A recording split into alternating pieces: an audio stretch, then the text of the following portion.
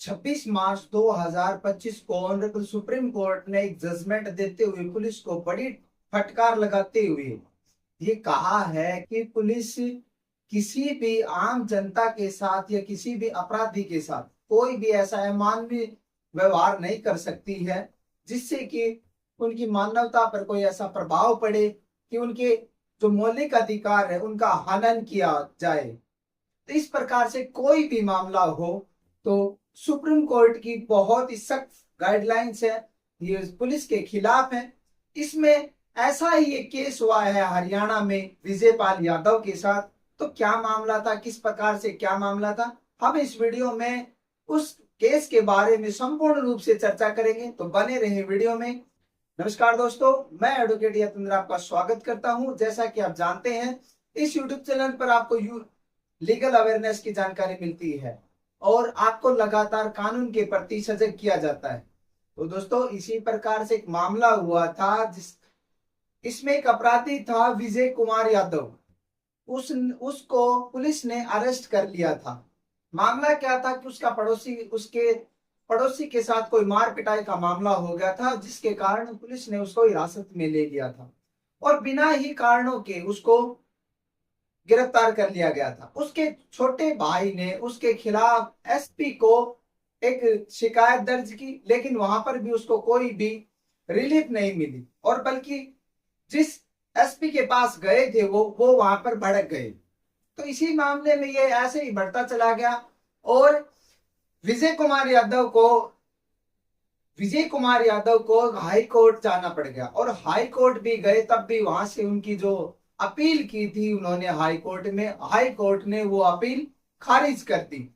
12 मार्च 2023 को वो अपील खारिज कर दी। खारिज करने के बाद विजय कुमार यादव को सुप्रीम कोर्ट का रास्ता देखना पड़ा और वहां पर उन सुप्रीम कोर्ट का दरवाजा खटखटाया और वहां पर जस्टिस ए अमन उल्लाह और प्रशांत कुमार मिश्रा की बेंच ने ये जजमेंट दिया और पुलिस को बड़ी फटकार लगाते हुए ये कहा कि विजय कुमार यादव के साथ बड़ी ही अमानवीयता का व्यवहार किया गया है और उनको पुलिस के द्वारा थाने में ऐसी गतिविधियों का पाया गया जो कि नहीं होना चाहिए था।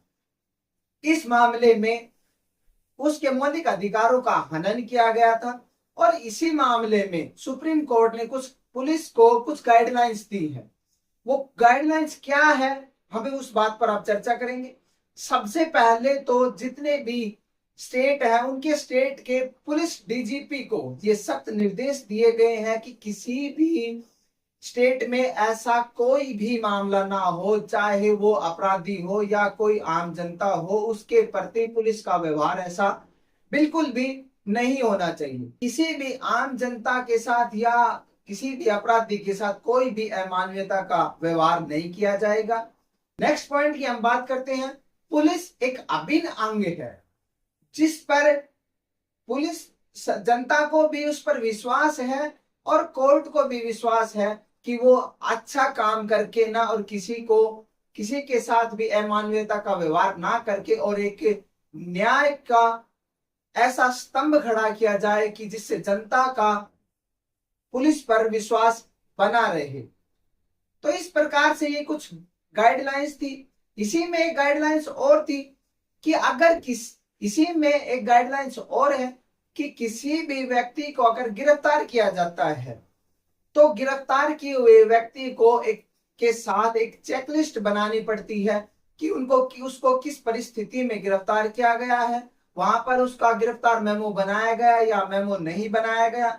एक चेकलिस्ट बनती है, उसके पास क्या सामान है क्या सामान नहीं है। इसी प्रकार से एक मामला दर्ज हुआ था DK Basu versus state of West Bengal, 2014 का ये मामला था।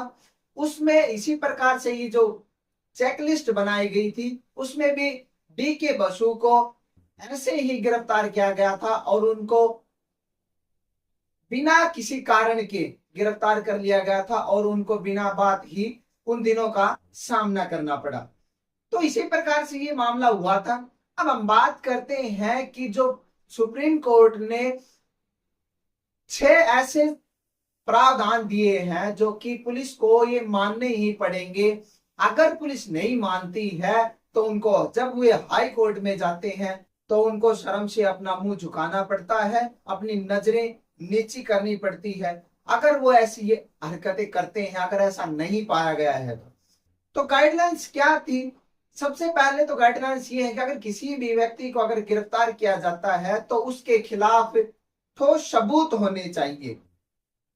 अगर कोई भी मामला ऐसा है, कोई कॉग्निजेबल ऑफेंस है, नए कानून के तहत BNSS एक्ट सेक्शन 35 के तहत अगर वो कॉग्निजेबल ऑफेंस है, अगर वो उसमें पाया जाता है, अगर वो उसमें अपराधी है, तो उसको नोटिस देकर एक अरेस्ट मेमो तैयार करके ही उसको गिरफ्तार किया जाएगा।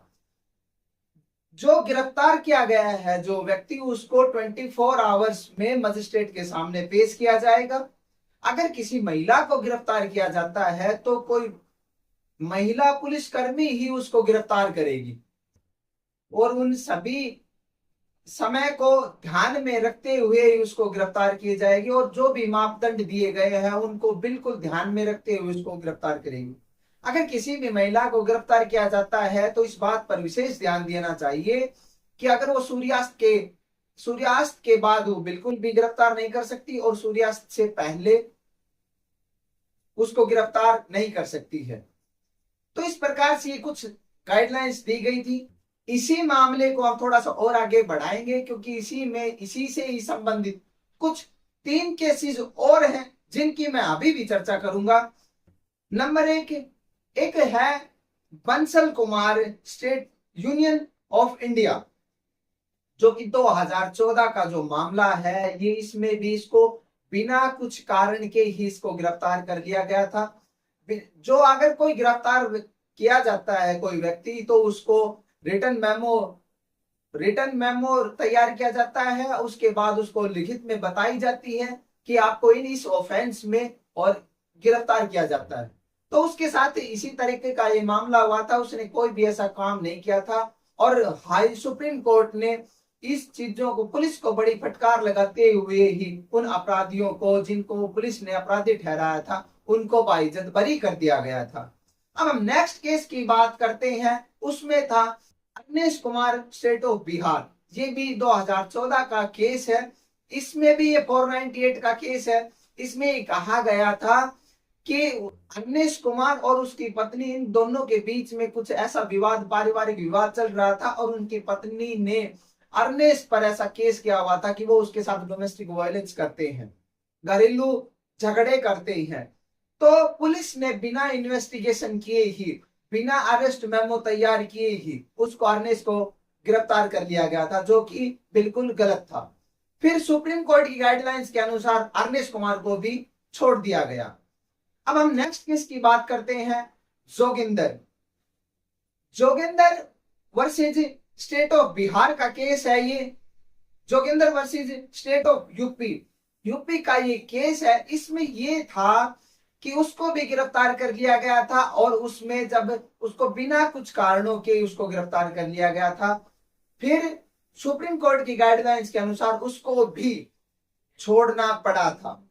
तो इस प्रकार से ये मामले हुए थे और ये जो ऐसे जजमेंट आते हैं हम उनको इसलिए आपको याद दिलाते हैं ताकि अगर आपके साथ भी कोई ऐसा मामला हुआ, अगर पुलिस ने ऐसी कोई गुंडागर्दी की है या ऐसा कोई हरकत की है जिससे कि एक मानव का उसके अधिकारों का हनन हुआ है, तो हम उनके खिलाफ एक ऐसी कार्रवाई कर सकते हैं जिससे जब भी पुलिस वाले हाई कोर्ट में जाएंगे तो वो अपनी शर्म से आंखें झुका लेंगे और क्या पता हाई कोर्ट उनके सस्पेंड के ऑर्डर भी कर सकती है।